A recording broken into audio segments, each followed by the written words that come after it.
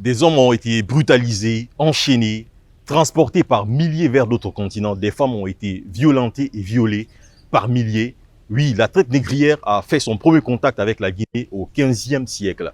Et puis à 130 km de la capitale Conakry, à Boffa tout près, s'érigeait le port pour transporter des hommes vers d'autres continents. Et cela a eu des conséquences sur la Guinée, sur plusieurs familles.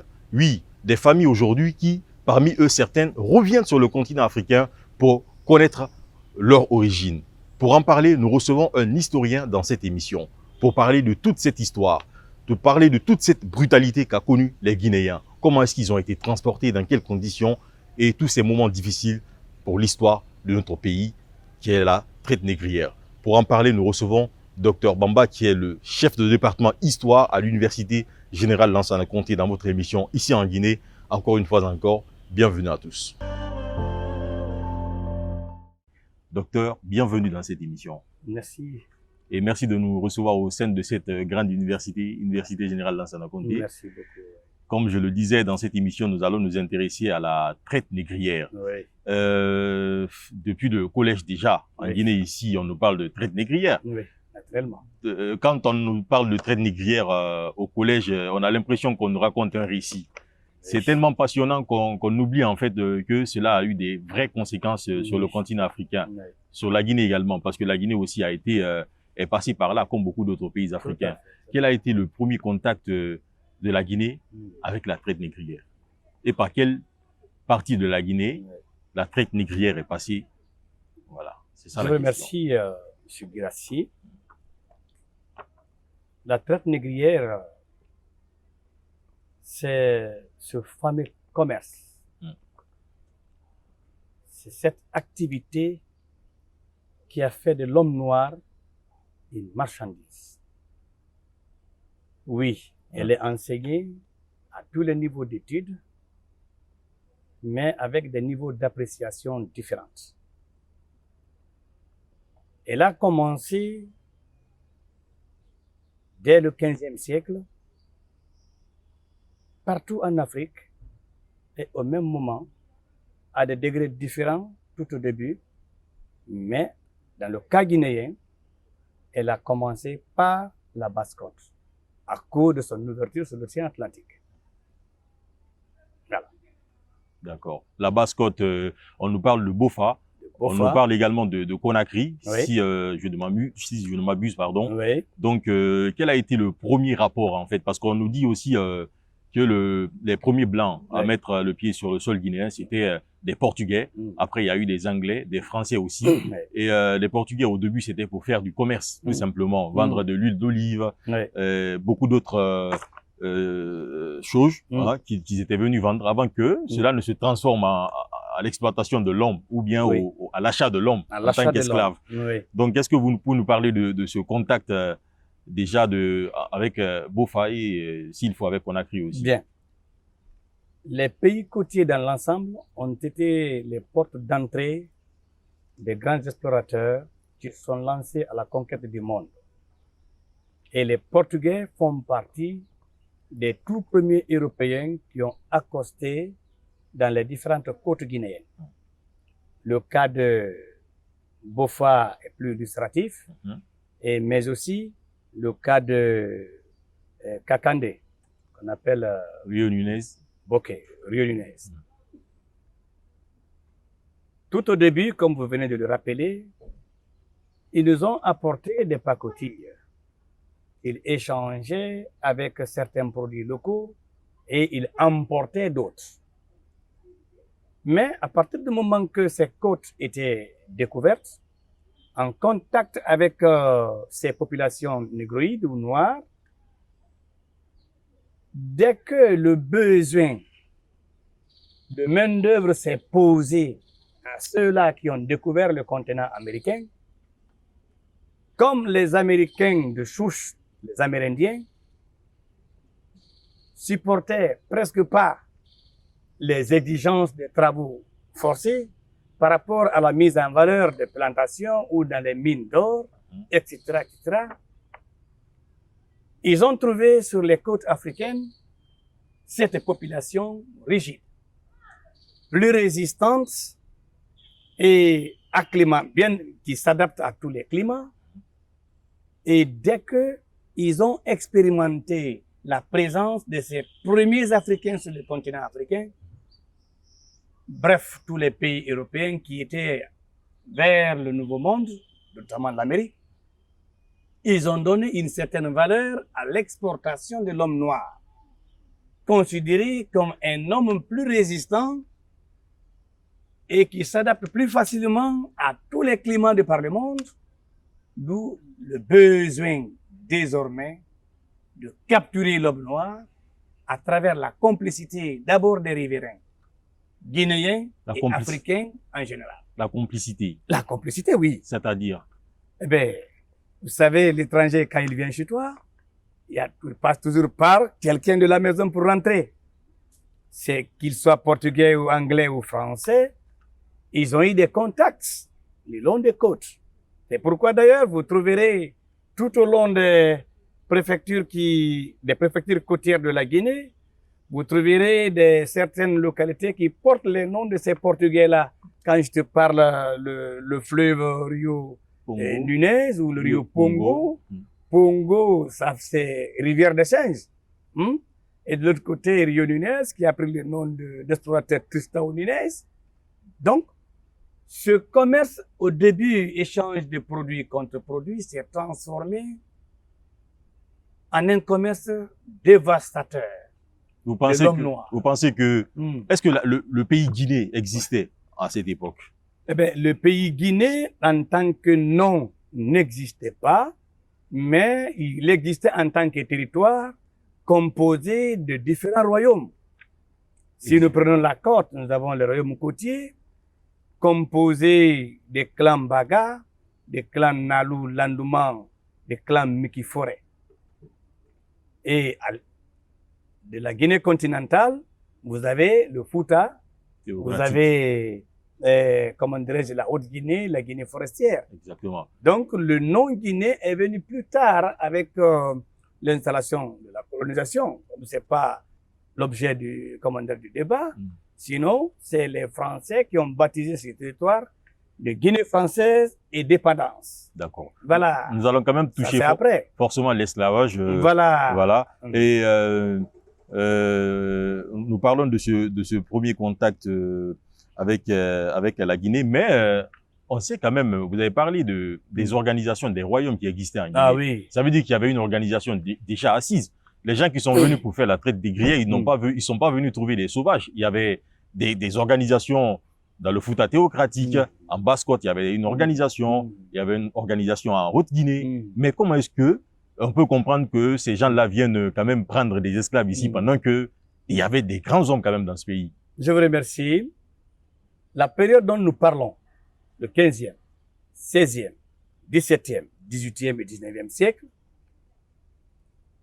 sont des périodes au cours desquelles le territoire de Guinée constituait des provinces occidentales, des différents empires qui ont évolué en Afrique de l'Ouest, à commencer par l'empire du Ghana, le royaume Soso, l'empire du Mali et le dernier empire, c'est l'empire Songhai.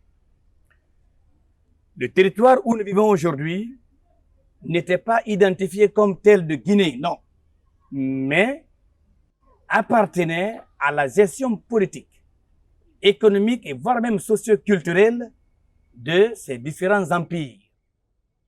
Vous comprenez? Parce que le 15e siècle déjà correspond à la fin, à un événement important en Afrique de l'Ouest. C'est la fin du dernier empire, l'empire Songhai. Après sa chute, cela a coïncidé à l'installation ou même à la prise en otage ou à la flambée des Européens tout au long de l'Afrique, surtout les côtes, les zones côtières. Cette présence européenne, pas dans le cadre maintenant du commerce d'échange direct avec les produits, non, dans le cadre de la traite négrière, a coïncidé à la chute du dernier grand empire ouest-africain. Et c'est de ce dernier grand empire ouest-africain de Songhai que relevaient les provinces occidentales de la Guinée. Tous les territoires de la Guinée, bref, tous les territoires de l'Afrique de l'Ouest relevaient de ces différents empires-là. Les uns naissaient sous les ruines des autres. Vous comprenez? Donc, la traite négrière est venue à la fin de ce dernier empire ouest-africain. Et en tant que province occidentale, les populations qui y vivaient, nombreux sont ceux qui ont été complices de, comment dirais-je, de ce commerce honteux, parce que ils faisaient partie des acteurs de transactions, non seulement d'arrestation, que je vais appeler de capture de l'homme noir, et qu'ils vendaient ou échangeaient contre, comment dirais-je, des pacotilles, des produits de moindre valeur. Eh bien, ils cédaient banalement les hommes en échange contre les produits. Donc aujourd'hui, le continent africain, Oui. c'est vrai que nous sommes sur la Guinée, Oui. mais l'homme noir ne doit plus se plaindre de ces faits historiques parce que il a été à la base même, il a été complice lui-même de ce qui est arrivé. Bon, on va nuancer, on va très bien nuancer. L'homme blanc est venu en Afrique. Oui, il a eu des complices. L'homme blanc est venu avec son arme à feu, qu'il ouvrait sur l'homme noir. Vous avez vu? Cette psychose de l'homme qui fut installée de peur de l'arme de l'homme blanc, un coup de fusil faisait ramasser nombreux esclaves, même tirés à l'air. Parce que l'homme est toujours épris par la protection de son âme, de sa vie. Donc, cette complicité est en lien. Ce n'est pas tous les Africains qui ont collaboré avec les négriers. Non. C'est généralement ceux-là qui se disaient responsables de telle ou telle communauté qui ont été des complices. Et des complices, aussi bien des Anglais, aussi bien des Portugais, des Français, et bref, tous ceux qui étaient impliqués dans le commerce, comment dirais-je, de l'homme noir. Exactement. Ou de l'homme guinéen tout court. Exactement. Vous comprenez? Et cette complicité n'est pas généralisée. Si vous généralisez, on va faire du tort aux innocents. Et n'oubliez pas que la zone côtière, non seulement elle fut la porte d'entrée, mais aussi elle fut la porte de sortie de nombreux Guinéens vers le Nouveau Monde. Exactement. Voilà. Et cela a forcément eu des conséquences. Aujourd'hui, on ne voit que des vestiges. Quand on parle de Boffa, par exemple, Boffa a été une porte d'entrée et une porte de sortie. Oui. On nous parle du port de Boffa. Oui. Est-ce que, à part les vestiges, comment peut-on parler en fait des conséquences que cela a produit en Guinée? Les conséquences de la traite négrière, d'une manière générale sur l'Afrique, elle est incalculable. L'Afrique a perdu beaucoup de ses fils valeureux, parce que n'oubliez pas, nombreux sont les esclaves qui ont été exportés sur le Nouveau Monde en Amérique, qui ont contribué au développement, non pas seulement des plantations, mais au développement technique et technologique du Nouveau Monde. Il y a des esclaves, j'ai oublié les messieurs, on l'appelait calculateur. Tellement qu'il était intelligent, il contribuait à donner rapidement les formules mathématiques. Nombreux Africains, et notamment Guinéens, ont été exportés contre leur volonté. Ça, c'est ceux qui sont exportés, c'est ceux qui sont arrivés sur le territoire. Mais combien ont été jetés à l'eau? Combien on ne peut pas calculer? Parce que ça a duré des siècles. Oui, combien on a jeté à l'eau parce qu'ils ne pouvaient pas supporter les intempéries? Combien ont été humiliés, enchaînés, la bouche cloîtrée? Combien ont été isolés dans les cellules de Boffa et la maison d'esclaves de Bokeh en attendant l'arrivée des navires négriers? On ne peut pas. Il vous sera difficile. Je lance un défi à tous les historiens du monde. Il vous sera difficile de vous donner un chiffre exact de tous les Noirs qui ont été arrachés à l'Afrique. Il vous sera difficile. Donc, on peut dire que les conséquences sur le plan humain sont incalculables. Un. Deuxièmement, ça a installé de la psychose, de la peur de l'homme blanc. Et ça a installé un climat de manque de confiance entre nous, Guinéens, parce que les familles réputées esclavagistes étaient des familles craintes par les autres populations. On n'osait pas s'aventurer dans la forêt au risque d'être abattu et arrêté et emporté vers la côte pour être vendues. Vous comprenez? Donc, sur le plan des conséquences, elles sont nombreuses. Elles sont incalculables. Parce que l'homme noir a été arraché contre son gré et vendu comme une marchandise. Vous comprenez? D'accord. Et aujourd'hui, je m'attarde un peu sur le port de Boffa. Oui, le port de Boffa. Parce que quand on fait une comparaison avec l'île de Gorée aujourd'hui, l'île de Gorée, nous voyons le port de Boffa comme l'île de Gorée. Oui. Même si en tant qu'historien, vous allez nous expliquer qu'ils n'ont pas en fait joué le même rôle à 100%. Oui. Mais aujourd'hui, l'île de Gorée est mise en valeur. Oui. Les vestiges là, on les utilise aujourd'hui pour attirer les touristes ou pour attirer d'autres Noirs qui vivent sur d'autres continents pour venir voir, pour venir se ressourcer. Pourquoi le port de Boffa, selon nous en tout cas, il n'est vraiment pas considéré. Les vestiges qui sont là ne sont pas, je sais pas si je vais dire mise en valeur, comme l'île de Gorée. Oui. D'accord. Je vous remercie beaucoup. Ça dépend de la politique d'État. L'île de Gorée, historiquement, a joué le même rôle que le port de Boffa. Mais si les Sénégalais ont investi dans la valorisation de ces sites historiques qui ont été témoins du départ des milliers d'Africains, la Guinée, à son tour, doit également valoriser tout au long des côtes tous les ports négriers à travers lesquels les Guinéens ont été vendus. Vous comprenez? Le port de Boffa, tout comme le port de Kakandé dans Boké, si vous partez à Boké, vous voyez le musée actuel de Boké. C'est la maison d'esclaves. Oui. Et à l'intérieur, il y a des cellules, il y a des cachots. Vous comprenez? L'État doit avoir une politique de valorisation de ces lieux historiques et témoins des voyages de nombreux Guinéens et sans retour. Ça peut être comment dirais-je, un objet d'ailleurs, un moyen économique d'attraction des touristes. Parce que nombreux sont des Américains aujourd'hui qui vivent soit au niveau des États-Unis ou dans les Antilles, dont les parents viennent de la Guinée et qui sont passés par l'un des ports de Boffa, de Domania, de Tia, de Boké. Donc, si l'île de Gorée aujourd'hui, le port de Gorée est visité par des millions de touristes, nous Guinéens, nous devons, à travers le ministère de l'Enseignement supérieur, le ministère de l'Administration du territoire, le ministère du Tourisme, le ministère de la Culture, doivent faire front commun pour valoriser ces différents lieux historiques afin d'attirer, n'est-ce pas, les touristes, mais aussi pour connaître l'histoire de notre pays. Parce qu'on a l'impression que le Guinéen de la Guinée. Exactement, on a l'impression que le Guinéen ne connaît pas l'histoire de la Guinée. Oui.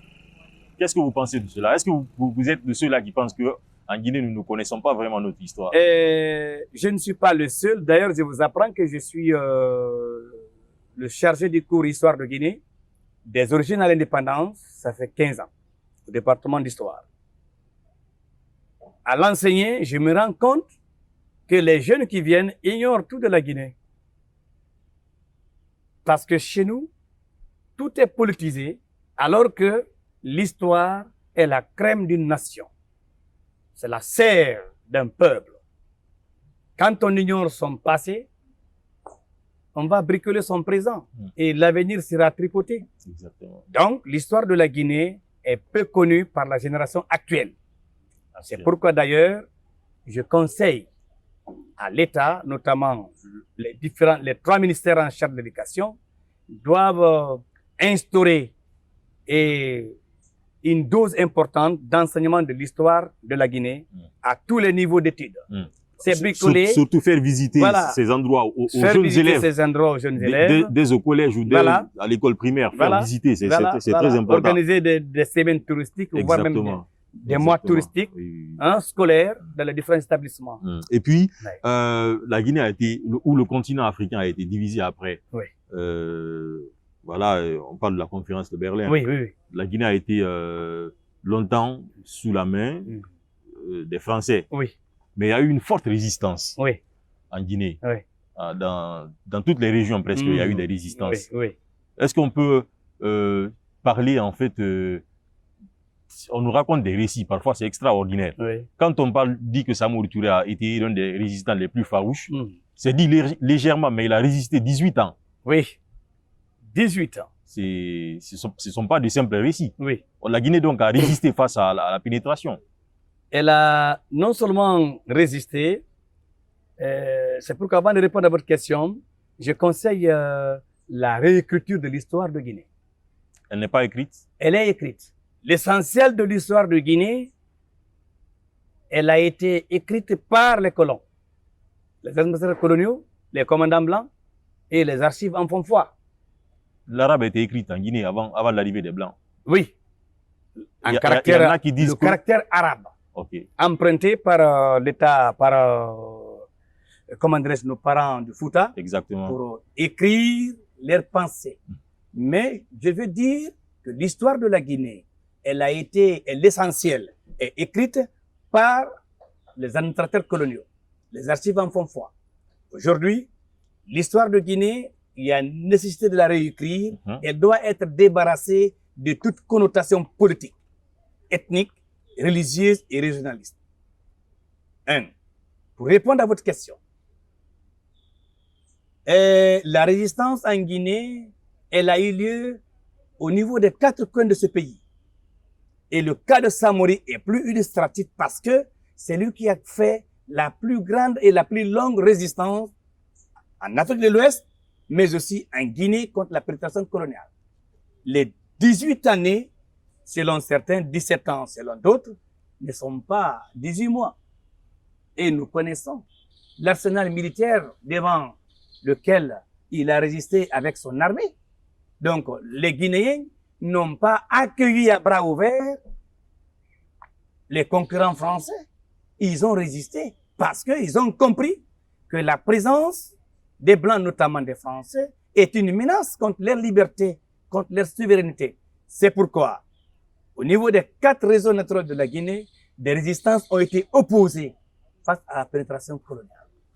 Voilà comment les Guinéens se sont battus jusqu'au dernier homme, mais malheureusement, ils ont été évincés par la puissance de l'arsenal militaire des concurrents. Dans le Fouta théocratique également, il y a eu des résistances. Il y a eu des résistants. Et le dernier plus grand résistant du Fouta, Almami Boukarbiro Bari, il est tombé au front, arme à la main, pour dire non à l'installation coloniale. Et il a dit en partant à la bataille de Poredaka, qui ne va pas à la bataille de Poredaka, ira à Poredaka chercher la chef de Kaouchou. En bon poulard, Moya Halib, Poredaka, Yahay Daka Pore. Il a lancé un adage.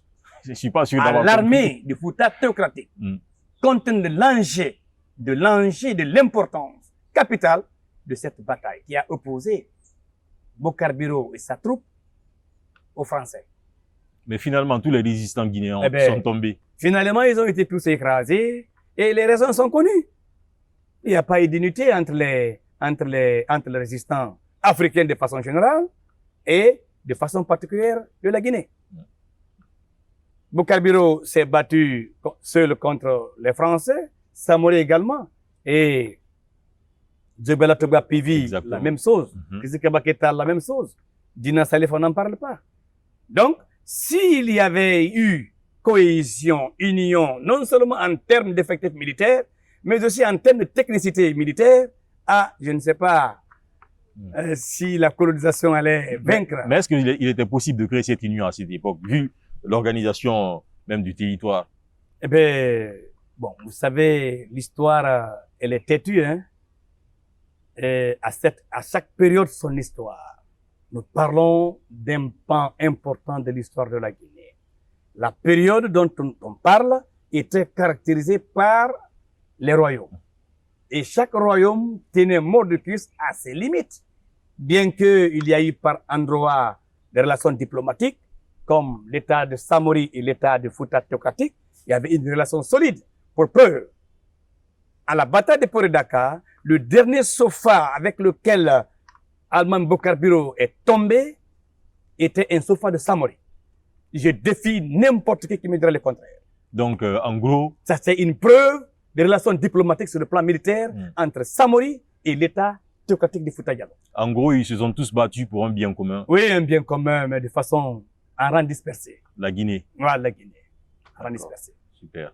Ben, docteur, merci d'avoir répondu à nos questions. C'est à moi de vous remercier. C'était un plaisir de vous recevoir dans cette émission. Le plaisir est partagé. Merci à vous, téléspectateurs et téléspectatrices, d'avoir suivi cette émission ici en Guinée. On se retrouve très prochainement pour un autre numéro. À très bientôt.